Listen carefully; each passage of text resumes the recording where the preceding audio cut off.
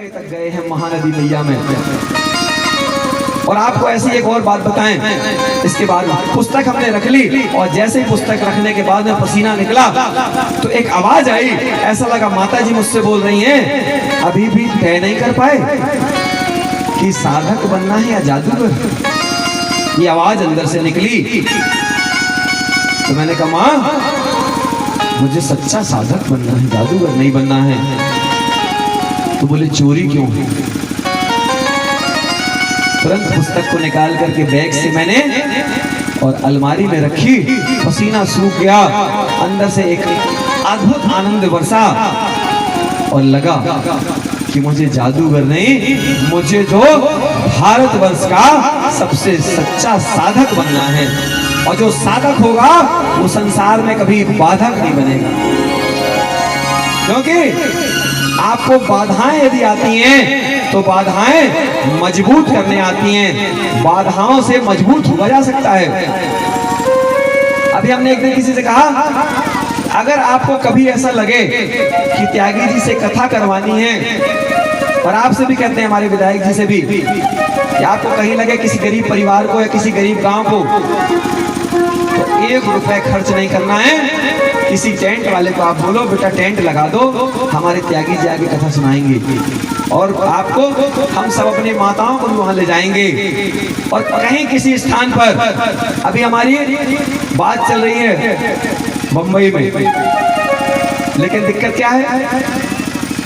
दिक्कत यह है कि अभी हम रात्रि विश्राम आश्रम में करते हैं। हमको कैसे भी करके आश्रम भले लेट हो जाए चल जाता है भाई। जैसे मान लो हम नरोजाबाद में कथा कर रहे हैं तो चल जाएगा कि चलो भैया 9 की बजाय 10 बजे पहुंच जाएंगे, ठीक है ना। सोचिए आपके क्षेत्र में एक हमको नाम ध्यान आया, बड़े अच्छे व्यक्ति हमारे साथ में थे। नरोजाबाद में सीएमओ है शायद इस समय, वो किशन सिंह। कभी किशन सिंह जी से आपकी मुलाकात हो तो इतना पूछना आप वो विलायत कला वाले त्यागी जी हैं, कैसे आदमी है, पागल वाला टाइप के हैं, इतना बोलना जरूर, थोड़ा मजा आएगी, पूछना जरूर। ये हमारा जो है इसको चाहे संदेश मानो, ठीक है ना। क्यों बोल रहे हैं? क्योंकि हम लोग बड़ा काफी समय तक साथ में बड़ा प्रेम मानते हैं हमसे। अभी हम नरोजाबाद विंध्या कॉलोनी में एक शादी में गए थे तो हमने एक मैसेज किया कि आज हम विंध्या में उपस्थित रहेंगे, इतना। तुरंत फोन आ गया, मैं भी पहुंचूंगा वहां, आए बैठे वहां। अब होता क्या है कि समय की तो बात रहती है, कई बार समय नहीं बन पा, और परीक्षा होती है। आपके अपने लोग आपको पहले बहिष्कार करते हैं, सही है ना, और लाभ भी वही सबसे ज्यादा उठाते हैं। अभी कोई काम होगा तो आपके गांव वाले आएंगे, उनसे कोई काम बोलोगे तो ना करेंगे, लेकिन कोई काम होगा बतावा लल्लू भैया था कि तो आहे ही गाँव क्या है, और अबे हमारे लाने काम नहीं करवाया। बाहर वाला व्यक्ति आपसे ज्यादा उम्मीद नहीं करेगा, बता देगा। और काम से हमको ध्यान आया आपको बहुत सारे काम अभी से पुष्कर तीर्थ में करने हैं और आप करेंगे भी, हमको भरोसा है। आपके बारे में हमने जिससे भी सुना है अच्छा ही सुना है। और एक निवेदन, जहां भी आप जाएं लोगों को नशे के विरोध में जगाएं, आप जगाएं। देखिए जगाना हमको ही पड़ेगा, दुकानदारों को। अभी आपको पता है यहाँ पतरेई की मेले की दुकानों में हमने 2 दुकानदारों से गुटखा बेचना बंद करवा दिया। हमने, हमारे जैसे छोटे से व्यक्ति ने। पहले दिन आए चाट वाला व्यक्ति गुटखा टांग रहा था, हमने कहा भैया अगर गुटखा ना बेचो तो बोले फायदा बाबा जी, बात तो सही कह रहा है। तो मैंने कहा भैया अपने बच्चों को खिला सकते हो क्या? बोले नहीं। हमने कहा बस यही चाहता हूँ कि बाजार से एक कसाई कम हो जाए। उसने तुरंत गुटखे को पैक करना चालू कर दिया। हमने वीडियो बनाया उसका और वीडियो को अपने फेसबुक में, यूट्यूब में डाला हमने। प्रहलाद यादव नाम है, भी सुन रहा होगा व्यक्ति, उसको आत्मा लग रही हो कि बताओ विधायक से हमारे बारे में चर्चा हो रही है। खुशी की बात है उसके लिए। और इसके बाद में 3 दिन पहले एक लुड़िया वाले भैया हैं, लुड़िया रखे थे। मैं सारे दुकानदारों से रोज मिलता हूँ आते जाते, कैसी बिक्री हुई, बिक्री हो रही कि नहीं। माताओं से रोज निवेदन करता हूँ, हर दुकानदार से बिक्री उनकी करवाओ, मेरे को 1 रुपया मत चढ़ाओ।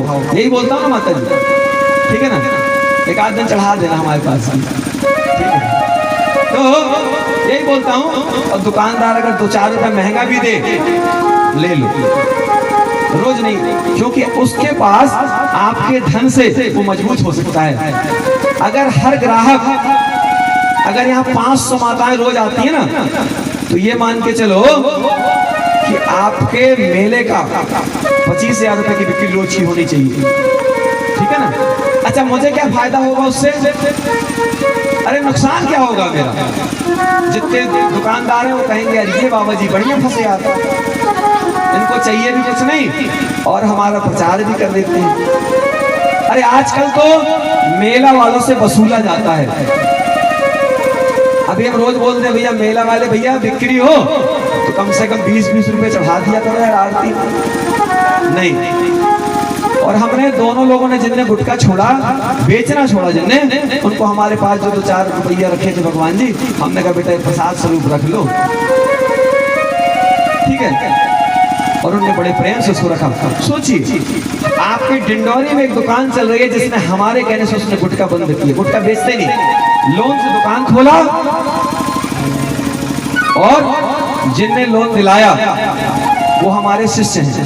शिष्य मतलब वो मानते हैं हमको शिष्य, हम तो किसी को चेला मानते ही नहीं, हम तो सबको अपना स्नेही मानते हैं बस। हमने कहा कि किसको दिला रहे हैं आप लोन? बोले महाराज जी बड़ा अपना व्यक्ति है, अच्छा है।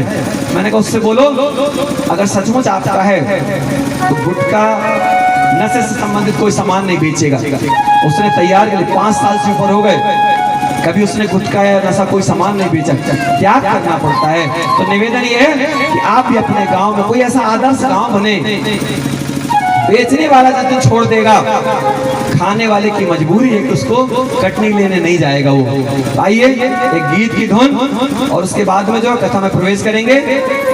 यही अयोध्या यही बनारस, हमने कहा ना कि विधायक जी जहाँ जाए तो इस गीत को जरूर गाएं।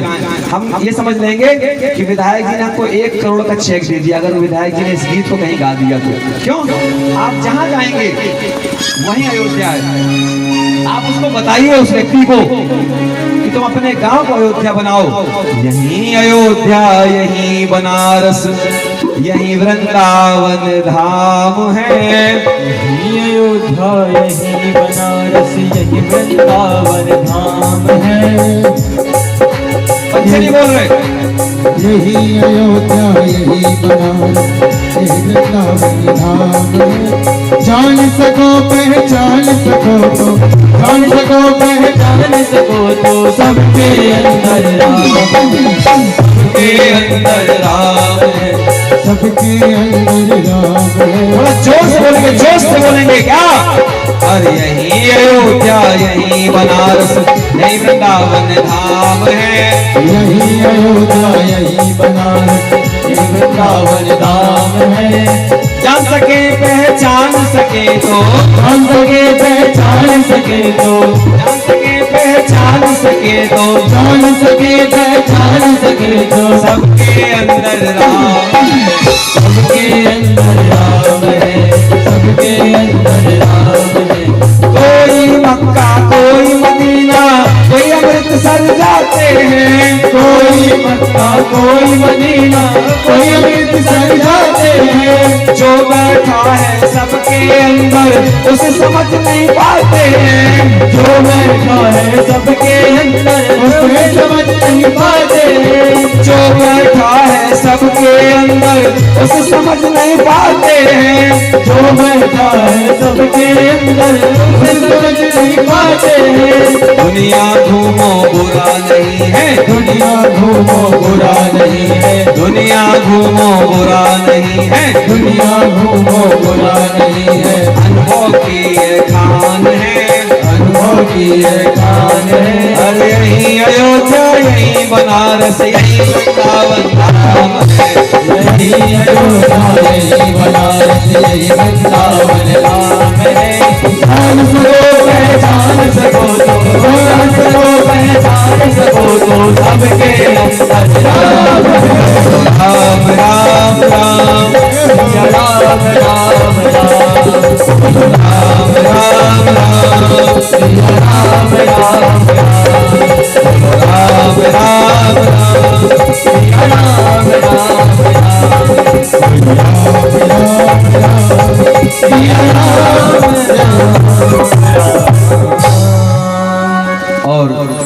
कई माता हमारी मंथरा की बात में आकर के और कहती हैं महाराज से, महाराज मुझे आपसे 2 वरदान चाहिए और वो दोनों वरदान अभी चाहिए।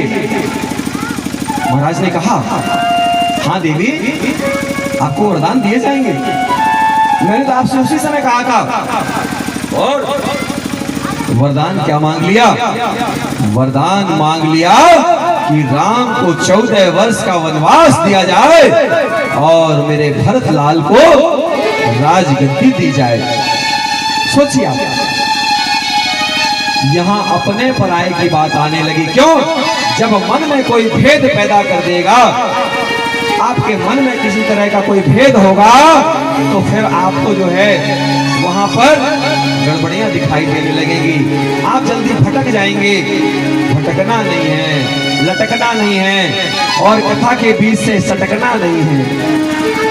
ठीक है ना भाई? देखो जिसके पास अब विधायक जी गए तो बोले सब जाएं, तो विधायक जी पास देखो क्या है, अभी पता नहीं उनके पास कितने सारे हमारे जैसे बाबा जी लोगों की कथा वाले अभी जो जाना होगा, कई शादियां होंगी। लेकिन अपन ने विधायक जी को क्या बोला, भाई आप जहां भी जाओ हमारे गीत गाओ। यही अयोध्या, बस इतना ही तो करना। अरे 2 लाइन, यही अयोध्या, यही बनारस, यही वृंदावन नाम, बस। अब भूल गए तो यूट्यूब से निकाल लो। ठीक है ना? कहते हैं कि कई भटक गई। रामचंद्र जी को बुलाया गया। रामचंद्र जी ने पूछा क्या बात है माँ?